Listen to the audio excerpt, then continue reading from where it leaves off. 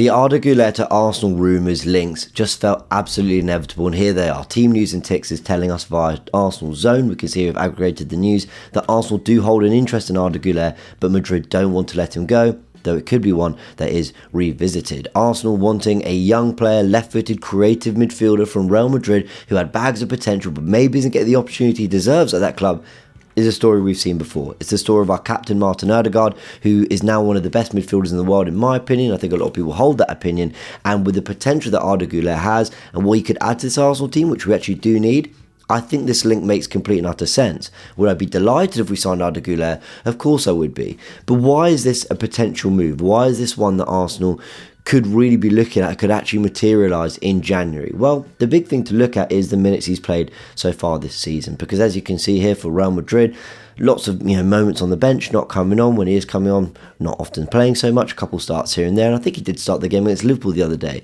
So sporadic minutes for a player who probably deserves, or probably thinks he deserves at least, more minutes than he's been getting at a club. And look, Real Madrid have a lot of very talented players, A, in his position, and B, just in general, right? So it was always going to be tough, I suppose, for Arda Guler to be wrestling a spot in the starting 11. But while I've said all that, and I've kind of put forward the arguments why we would and could be looking at him and why this could materialise, I do think it's important to look at it the other way too. This is a player who's 19 years old, who only joined, I think, about a year ago, and Real Madrid are dealing with some real superstars in that team, from Luka Modric, the more experienced players, to Jude Bellingham, whose role has evolved a little bit since they signed Kylian Mbappe, to Rodrigo, to Vinicius, to all these players that will be playing across his positions, Camavinga, Tchouaméni, Valverde. All these superb players are ahead of Arda Guler. And this is a 19-year-old that, he might not be playing much, but should he? And look, I'm no expert on Guler and Madrid, and maybe some will be saying, yeah, the way they play, they need this, blah, blah, and cool. But it doesn't really seem that strange to me that those are the minutes he's getting as a 19-year-old when you're looking at a club that are quite literally the champions of Europe right now. So there might be the temptation to send him out on loan so he can get some minutes, so he can sort of get that development. That's fine. Is Arsenal the place to do that? I wonder. We'll explore that in a sec. But for those comparing it to the Odegaard deal, where we signed him on loan and then we ended up getting him in the summer, again, Odegaard's slightly different. He came in as a 22-year-old, having had loan spells at Vitesse, at Real Sociedad, and there was this real kind of excitement around the player. And at 22 years old, I think there was a feeling of, well, when is that going to happen? Because I think he joined Real Madrid at 16, 17 or something. So it'd been a long time at Real Madrid waiting for those openings and opportunities. And you could see why, the club and the player perhaps just wanted to go in a different direction, and the move to Arsenal made complete sense. With Guler, I just don't think we're quite there. What we could be getting, though, is a player that adds some depth to us, that can add some serious quality, of course, and even a 19 can certainly play a part. Hey, if I'm asking Ethan Waneri to play a part, then we're certainly asking a player of 2 years older who is more established, certainly in European football, and Arda Guler will certainly be asking him to contribute in some way. But how could it look if we did get Guler in this Arsenal side? Well, here's the current Arsenal depth in midfield and in attack. And of course, Partey and Jorginho seem to be our sixes, with Marino, Rice, and then Odegaard and Waneri seem to be the more creative players in that midfield three makeup, playing on the right of the 2-8s really we're looking at there. Sterling seems to have been used as a backup to Saka. He came on the other day as a backup to Saka, with Jesus and Havertz as our strikers, and Martinelli and Trossard. Now, if I had Guler to the mix, I think what's interesting about this is I would reshape the squad slightly.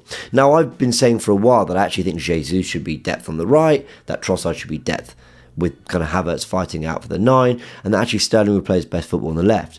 Quite frankly, I'd shove Sterling out to that left-hand side and just say, look, you're competing with Martinelli and Trossard. If you find your best form somehow, that is where you're going to make your mark in this team.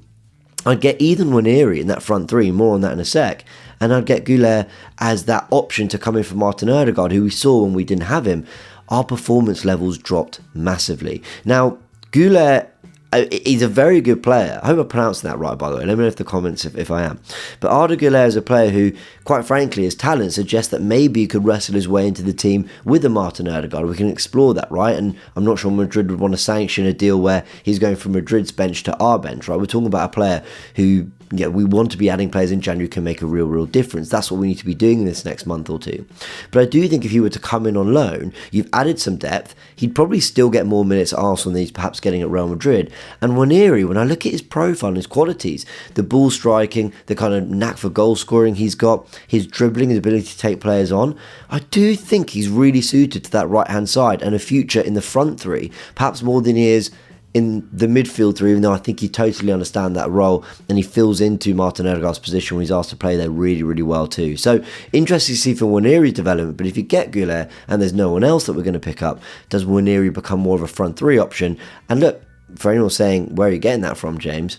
It's his profile, it's the way he plays the game. But Mikel Arteta brought him on against West Ham for Bukayo Saka and played him out on that right-hand side. So clearly Arteta thinks that there is something he can do out on that right too, which would be interesting to see for Waneri's development. But let's see. I mean, obviously, in terms of any hope of doing anything in the transfer window, the lack of an Edu and a sporting director of the club might slow that down. Now, we haven't got major updates on that hunt at the moment. It does feel like it's going to take some time. But this guy, Roberto Olabe, with the news brought to us by Florian Plettenberg, is definitely one of the concrete candidates for Arsenal to succeed Edu, as reported in the transfer update show 3 weeks ago. That is according to Sky Germany. Olabe once brought Alexander Isak to Real Sociedad as well, and the two have an excellent relationship. Of course, those links aren't going anywhere at the moment. The 25-year-old Newcastle striker is on the list of Arsenal for the summer.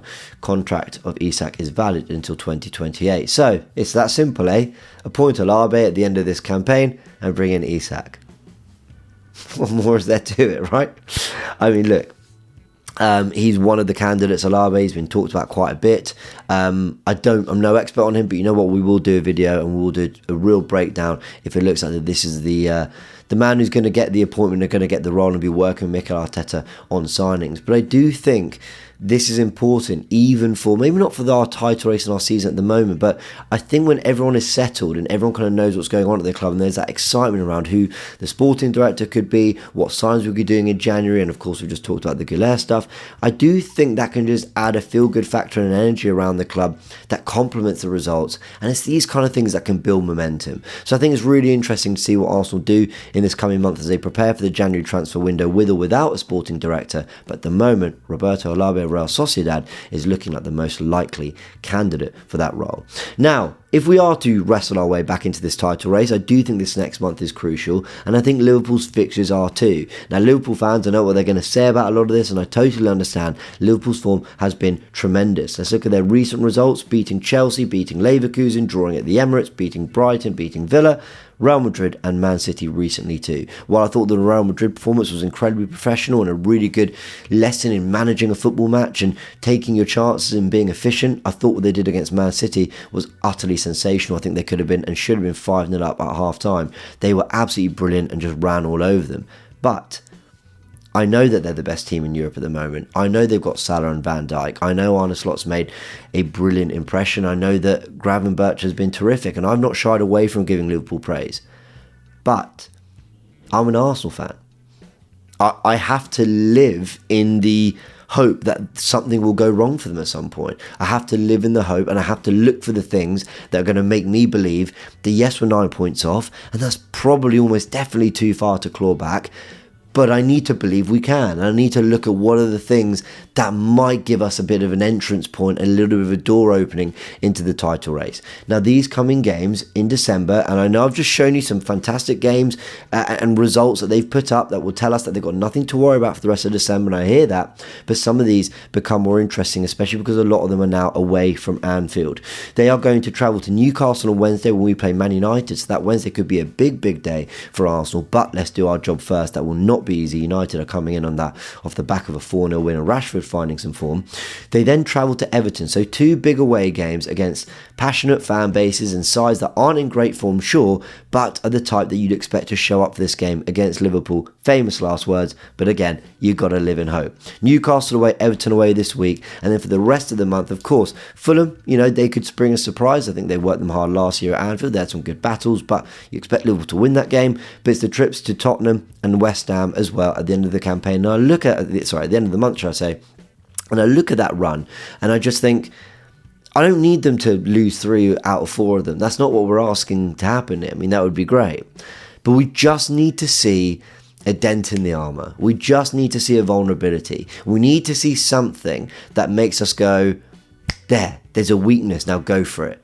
Even if that 9 points becomes 6. And at the end of December, you're going, okay, 6 points, you're not out of the title race. 9 feels that bit too far. 11 for Man City certainly feels a long way, especially with the way they're playing. But Arsenal have gathered some momentum. And if we can build on that, we have to do our job. I mean, forget Liverpool. If we don't do our job, none of this matters.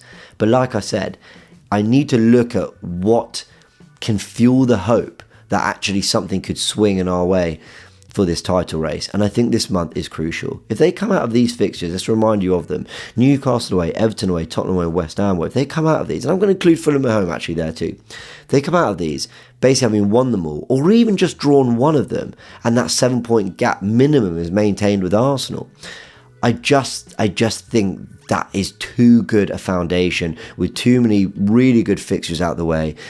And Liverpool will be rightly, as they are now, expected to go on to win the title because that would be tremendous form. But they just draw 2 of them. Say Newcastle and Tottenham away they draw, or Everton and Tottenham away they draw, or they lose one. Maybe they win at Newcastle, they win at Everton, but they lose at Tottenham. And Arsenal do their job, and we come out of December, only 6 points behind, 5 or 6 if it's 2 draws and we win our games, then we're looking at 5 points behind them. That's a better position we were in going into, I think, the big game at the Emirates in January last year, or February I think it was. And we know that there's a lot of football to play. So yes, Liverpool have been tremendous. I'm not taking anything away from them, I'm not. But the problem is that the praise will always be slightly withdrawn for Liverpool if it's coming from anyone but Liverpool fans, because Arsenal fans want a title race. We want to believe we can still win the title. And so there's always going to be that slight bias of, but what's wrong? But what are they not doing right? But what are the imperfections? And anyone who wants a title race is going to think the same too, because Liverpool are running away with it and quite frankly doing what Man City have done so many times before and just looked utterly imperious. And while people might want a different winner from Man City, no one wants someone to run away with it. Everyone wants a title race. So how are we going to get it? I think if it's ever going to come, it's going to be in this month. Let me know your thoughts in the comment section below, people. Hope you enjoyed this news update. Arda Guler, do you want him at Arsenal in January? Olabe, is he the appointment for Arsenal to make at the end of the season to replace Edu? And what do you make of Liverpool's fixtures? Is it a period of games in which maybe, if Arsenal do their job, and it won't be easy, Man United at home, Fulham away this week, but if we do our job, can we claw ourselves back into some kind of conversation? Let me know in the comment section below. Catch you all in a bit.